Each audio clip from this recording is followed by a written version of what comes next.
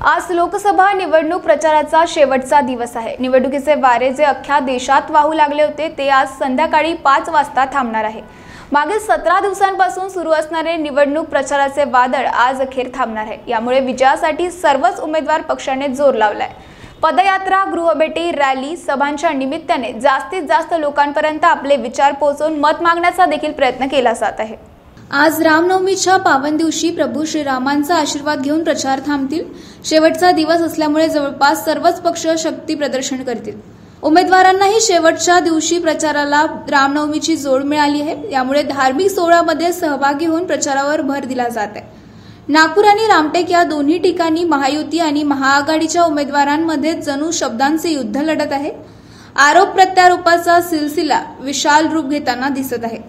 लोकसभा निवडणुकीत मतदारांपर्यंत पोहोचण्यासाठी उमेदवारांकडून सोशल मीडियाचे मोठ्या प्रमाणात वापर करण्यात येत आहे।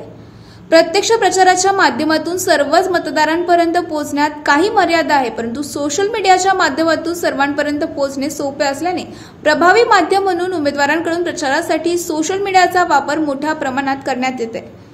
पहिल्या टप्प्यातील नागपूर व रामटेक या दोन्ही मतदारसंघात शुक्रवार दिनांक 19 एप्रिलला सकाळी 7:30 मतदानाला सुरुवात होईल।